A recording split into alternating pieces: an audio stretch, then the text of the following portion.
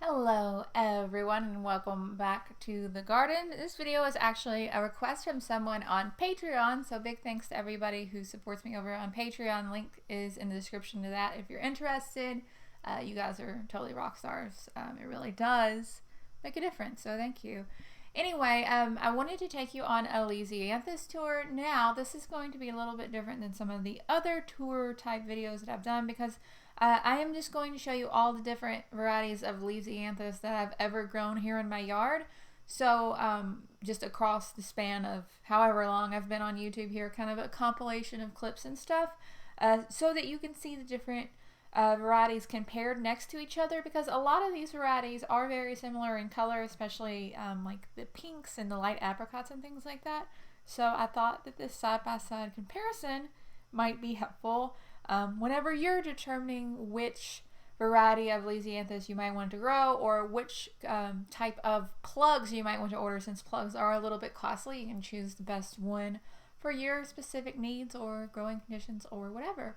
So without much further ado, let's get right on into this. The first one, I guess I'm going to just start from the earliest and go to the latest. The first one I wanted to show you is one called Arosa 3 Red. This is one of the varieties of Japanese Lisianthus that I grew this year for the first time. These are beautiful. These plants are actually much smaller than the other Japanese Lisianthus, but I did plant them much later, so that's something to be noted. So the stems, I'm not sure about the stems because planting error on my part, definitely not the fault of the plants. Even though these Arosa Lisianthus were very neglected early in the season because I didn't have a bed for them, they still bloomed and turned out to be absolutely stunning. I've always had just this weak spot for these deep red, deep pink Lisianthus. I think they're so gorgeous. They're so just dark and mysterious looking, I guess. Anyway, you'll notice here in a second when you see the other Japanese Lisianthus, you'll see that this one is much smaller. That's just an attribute of the Arosa series. They are known for their smaller blooms and their rose-like shape, and that is definitely true. These have a distinct, pronounced, like, look, that could be a rose. I'm not quite sure.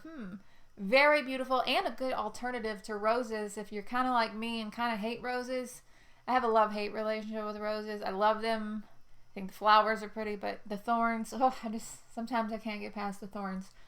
Anyway, these are a very good option, and that's one of the reasons that I actually ordered this deep red color, is because I wanted kind of like a rose appearance in arrangements, and that worked out very, very, very well.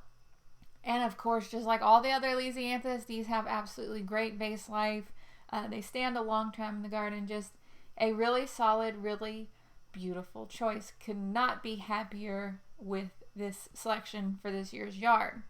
Moving right along to the next Lisianthus that I grew this year. You can see this variety in one of my update videos, but most of that is here in this video, most of that footage, so you don't really have to go back if you don't want to. This is the Celeb 2 series. This one is called Madonna. This is another one of the Japanese varieties that Farmer Bailey had available last year for order that I ordered. These Japanese varieties have not disappointed. This Madonna Lisianthus hands down has one of the longest stems that I've ever had in Lisianthus, and they have grown so well and are so robust. It's just, I can't say enough good things about it, because these plants specifically have always been a bit difficult for me to grow, just because I'm not good at weeding and staying on top of things like that, and they are very slow growers. But these have just really shined in my yard. As you can see from the video, the color is stunning of this Madonna. It's very much a light kind of peach pink apricot, which of course is always a very, very popular. These peachy pastel tones are always very popular. There is some color variation among the blooms when they first open. They're more of a kind of green chartreuse color, and they do change very quickly to pink, progressively darker pink as the flowers age. Even when I picked the flowers when they were relatively older, like a more dark pink purple color, they still had an excellent vase life, easily over a week. Just really, really great things to say about these. And I'm not sure if I mentioned it before, but I did notice that these actually stood up in the rain out in the field out in the field and in my backyard very, very well. A lot of Lisianthus, sometimes when they are rained on very hard, will get water spots, like kind of brown wet spots, or I guess where the petal is damaged. I don't know what causes it, but I've noticed a distinct correlation with heavy rain and the petal damage. But we had several severe thunderstorms, and these Lisianthus, the flowers, they just held up so well. It was incredible. So I really can't say enough good things about this. I will definitely be growing this variety again if I have the option. Some of these next ones that I'm going to mention are only going to be very briefly because I don't have too much footage of them. The first one I wanted to show was Voyage 2 Deep Rose. Much like the Arosa Red, this was one that I was first drawn to for the deep pink color. Now this pink color, it is called Deep Rose, but I would consider this more of like a medium pink rather than a super deep pink. It's deep comparatively speaking, but this is just me being critical. I don't know. But like all of the Voyage 2 series, very pretty shape and form, those nice double flowers, especially a very nice shape if you catch them early and pick them early. Looked absolutely stunning in flower arrangements. It has the same, classic stem length of the Voyage 2 series, which was really nice. Opening a little bit earlier than the other one as a 2. I should have mentioned the Madonna was a 2 and the Arosa was a 3. These numbers tell us when to expect the flowers to open. So here in my yard, the Celeb 2 opened about 2 to 3 weeks before the Arosa 3. I find that in the summertime, at least here where I am, the time difference, the timing between the bloom period is a very small window, but there is a noticeable harvest window. So if you want to prolong harvest of Lisianthus, I would definitely suggest making sure you are planting varieties arranged in those categories, the 1, 2, and 3 categories. It's something I seldom talk about, but it does make a difference, at least for me it has. Next up, we have the Arena 3 Apricot. Now, even though this one is called Apricot, I find personally that it's more of kind of like a pink shade with less and less variation, more of just a solid kind of peach pink color. Either way, it's very nice, very soft pastel color that is very just welcoming and works really well in different types of flower arrangements, especially, the kind of wedding type colors that everybody goes absolutely bananas for. Same thing with the stem length and things like that. The Arena 3 always has great stem length, just like the Voyage, and just like the Celeb also had great stem length. One of the keys to getting that is to plant early. I know here in my zone, I make sure to plant almost as soon as the soil can be worked. Plant those outside to get a really good start and a really good establishment period, because that really is a lot more important than you would maybe think it is to get it established in periods of cool weather. The next one I wanted to show you is the Voyage 2 Light Apricot. Just like the Voyage Deep Rose, this is a 2 when it comes to bloom season, and I really like this one a lot. This one I think is the one on this list most similar to the Celeb 2 Madonna. I think if maybe you couldn't get your hands on the Celeb 2 Madonna, this is a good replacement for it. However, in my own growing experience, I think the Madonna was just a little bit better than this one. But don't get me wrong, they're both absolutely stunning. Just like the other one, you can see that they open up. First, there's that kind of green chartreuse color is really beautiful, and as they open, they fade a little bit more, get a pink champagne color. I will say I think there is more of a kind of yellowish, delicate champagne tone to these maybe than the other ones, where the other ones are a little bit more pink. These have a little bit of a kind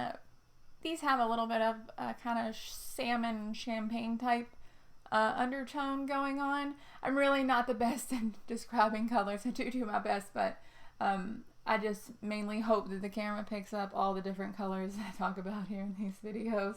But overall, I definitely would grow this one again, I think. But I did have some trouble with this one with rain spots, or those little brown spots. You can see it. But those are kind of interesting to me. I kind of think they add a little bit of dimension or interest to them. So, I don't know. Be sure to let me know what you think down in the comments. I know all this stuff is just, personal preference. Be sure to let me know which one of these is your favorite. I'd love to hear all about it. Or if you've grown any varieties of Lisianthus that you really, really love and would suggest to me down in the comments, I would love that. I always love trying different types that other people have had success with. It's really fun to see what y'all like. Anyway, I'm rambling. Back to what we're doing. Very briefly, I wanted to show you the Arena 3 Baby Pink. I grew this on a year that I didn't have too much success with it. It's just a bad year. Sometimes things just go wrong. You know, it is what it is. But it was beautiful. It was very delicate. Also wanted to show you the Echo Lavender. Echo Lavender was so gorgeous. I had never anticipated in a million years that I would come to love these lavender flowers so much. I'm not so much a purple flower person, but over the past few growing seasons, in addition to growing a lot of the pastel pinks and things like that, I've been adding pastel lavenders, just soft lavenders, different flowers, tulips, things like that, to the garden, and I am overwhelmed by how much I have come to absolutely love these things. They're incredible. Last but certainly not least, I wanted to show you the Double-Lainy Blue. Double-Lainy is kind of like Rosa in the fact that it has very small flowers. However, there are multiple flowers per stem, and they are so stinking cute. Not even kidding. They have such a beautiful deep blue color. It was very hard for me to get my camera to be able to pick up the true color of these Double-Lainy blue flowers because they are so just intensely saturated.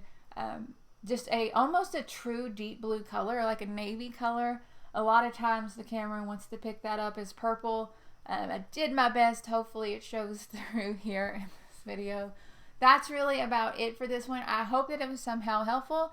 I know that I didn't grow all of these Lisianthus this year, but I did want to kind of put together a compacted video so that somebody who's looking for new Lisianthus could kind of just take one look at one video real quickly, skim through it, and get the information they needed.